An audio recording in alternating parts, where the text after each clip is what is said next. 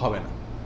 একটা অংশ একজন দিবে, সেখানে কয়েকজন যদি সেখানে অর্থায়ন করে, কয়েকজন ভাগ বসায়, আর এক অংশ কয়েকজন মিলে দেয়, তাহলে কি হবে না? কোরবানি হবে না, ওইটা গোশত খাওয়া হবে। প্রবাসে যারা, যেসব ভাইয়েরা, লক্ষ লক্ষ ভাইয়েরা প্রবাসী আছেন, দেখা যায় যে 5 জন 6 জন 7 জন একটা রুমে আছেন, তো তারা সবাই মিলে একটা ছাগল কিনে এনে গোশত খান, কোরবানি তাদের উদ্দেশ্য থাকে না। আমি তাদেরকে অনুরোধ করব যে আপনারা কেন একটা পদ্ধতি অবলম্বন করেন না, যাতে আপনাদের কোরবানির সওয়াব হবে, গোশতও খাওয়া হবে।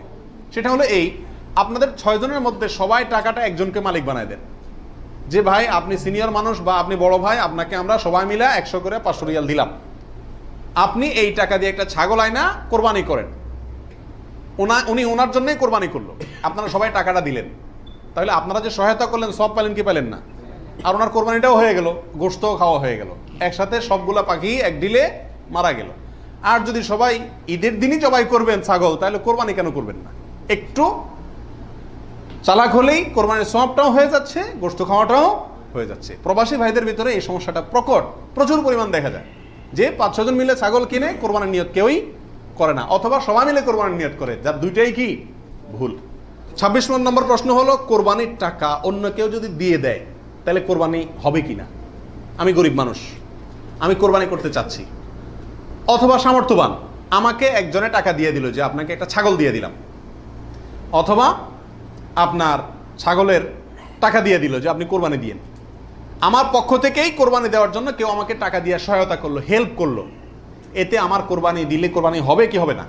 কি বলেন আপনারা? হবে। যদি কেউ টাকা দিয়ে আপনাকে কোরবানির জন্য সহায়তা করে, ছাগল কিনে দিল, গরু কিনে দিল, কোরবানির অংশের টাকা দিয়ে দিল, আপনার পক্ষ থেকে কোরবানি দেওয়ার জন্যই আপনাকে টাকা দিছি, তার টাকা দিয়ে আপনি নিজে কোরবানি দিলেন নিজের পক্ষ থেকে, এটাতে কোনো অসুবিধা নাই।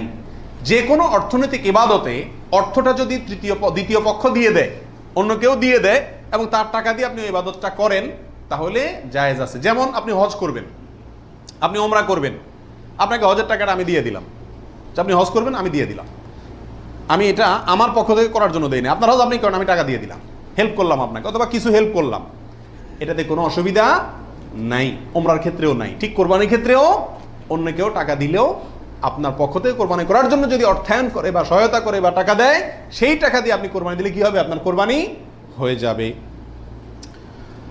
27 নম্বর প্রশ্ন হলো, লোন করে কোরবানি করা যাবে কিনা, হাওলাত করে, ঋণ করে কোরবানি করা যাবে কিনা?